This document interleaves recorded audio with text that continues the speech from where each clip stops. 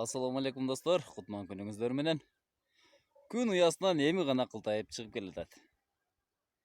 Тоого бакка келатам. Эртең менен моторду жандырдым.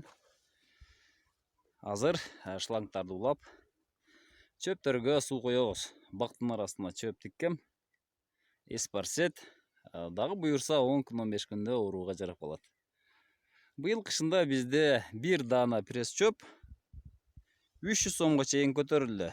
Саман пресс болсо 200 сомго чейин көтөрүлдү. Сиздерде кандай болду? Бизде негизи Баткен облусу чөп жылына кымбат болот. Себеби малдын саны өскөн сайын чөпкө болгон талап күчөп келатат. Туугандар, бүгүн сиздер менен насос боюнча сүйлөшөбүз. Бүгүн биз 220 вольттук насостор боюнча сүйлөшөбүз. Кийинки жумада буюрса чоң киловаттуу насостор боюнча да буюрса тартам деп ойлойм. Азыр мына ушул бактын арасына тигилген чөптү сугарыш керек болуп атат. Кечээ күнү 200 метрден ашуун шланг алып келдим. 100 метр тартылган болчу.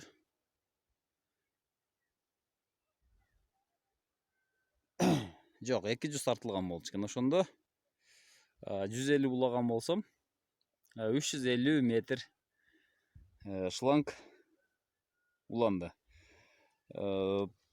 Те ылдыйдагы айылдан тартылып чыгат суу. Те башына чейин 60 метр бийиктикти түзөт. Ошондо азыр 350 метр болуп атат. 350 метр жерге Кара Батыр Росмаш деген мотор айдап атат, кичинекей эле мотор. Китайский моторчиктер 220 менен иштейт. 3 киловатт. Тефальдан эле бир аз көбүрөөк. Тефаль чайнектен бир аз эле көбүрөөк ток иштетет экен. Азыр шлангдарды жылдырайын. 50лик шлангга тарттым. Мына ушул чөптөрдү ушул 50лик шланг менен суугарайын деп атам. Буга чейин бул бак тамчылатып суугаруу менен суугарылчу. Азыр эми ушул жака полный чөп кылайын деп атам. Бул жагына тигилген чөп былтыркы жылы суу жоктугунан өсө алган жок. Буга чейин мына ушул 25лик шлангга да тартып суугарып келген болсом, бул суу азыр чөпкө жетпей калды. Аздык кылып атат. Ошого мына ушул 50лик шланганы тарттым. Азыр мына ушунда 50лик шлангга да суу чыгып атат. Биз жогоруга кетменди көтөрүп чыкканга чейин суу уже чыгыптыр, агып атат мынакей. Суу уже давно чыгыптыр, агып атат. Бияка ашыптыр. Тик машина жүрө албайт. Дөңгө чыгып келатабыз. Суунун башы чыгып аткан жери. Анчалык күчтүү напору жок. Бирок ошентсе дагы секундасына 1 литрден суу акса дагы бул жерде минутуна 60 литр суу агып атат. Балким андан аздыр. Мына туугандар,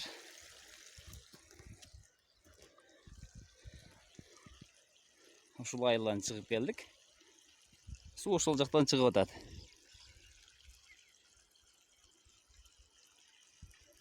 Мына күн да жакшы чыгып калды.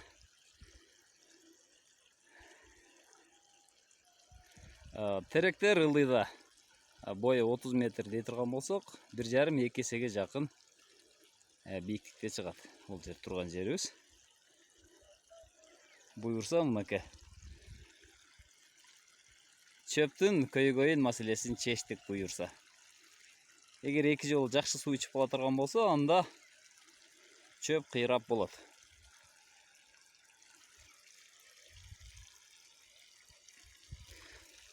Баягы кичине мотордун бирөөсү наркыга айдайт. Наркы көрүнүп турган бакка айдайт. бирөөсү ылдыйдагы бакка айдайт.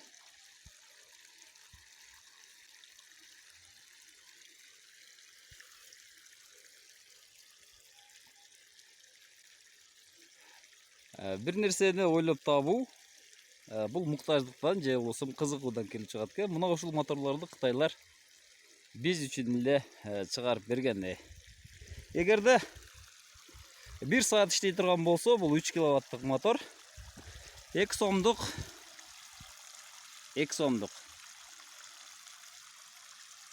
ток жейт экен. Ошондо канча 3 тоннадан ашык суу айдайбы? 1 саатта 3 тоннадан ашык суу айдайт болуш керек. Мотордун иштеп атканын көрсөтөйүн. Автоматта турат. Автомат 32. Мына ушул суу боюна курулган кампа. Узуну 2,5 метр, туурасы 1 метр. Таза кампанын ичи. Бул кампа 2 камерадан турат. Биринчи камерада кум, оор кумдар топтолот, ичине ушул жерде отурат дагы, ортосунда дубалы бар. Ошол дубалдан кийин таза суу өтөт. Үстүндөгү мусорлары болсо бетинде калкып калат, аны тазалап коебуз. Биздин суу жайында кумду багат. Кече жамгыр болду, сел болду. Азыр ошон үчүн суу тунук эмес, кумду багып атат. Чуңкурдугу 1 метр ашыгыраак. Азыр бул жерде 4 мотор иштеп атат. 4 мотор иштейт. Негизи азыр экөө эле иштеп атат экен. 2,50 шлангада, 2,32 шлангада айдайт.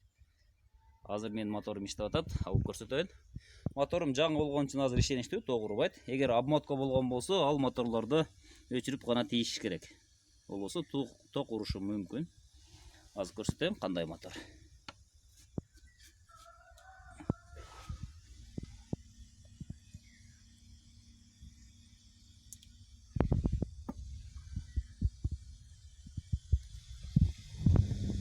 Мына көрүңүздөр, Росмаш деген мотор 3 киловаттык 220 вольт менен иштейт, 50 Гц.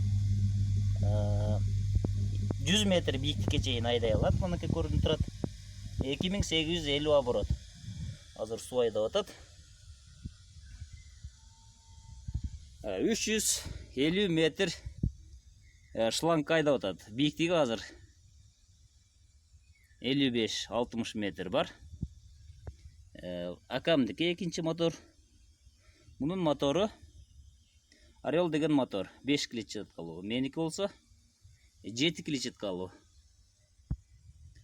Берки турган кичине моторлор булар 6 клетчаткалуу. 12 000 сомго алдым оштон. Салмагы 25 килограммга чейин.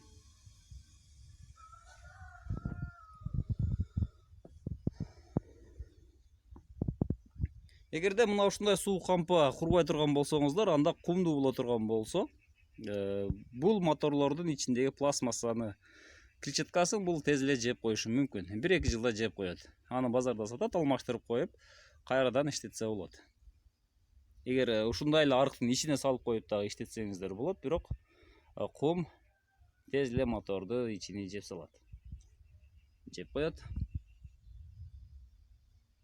Азыр мына суу кирип атат, бул жерде суу тунуп, ар жакка өтүп атат.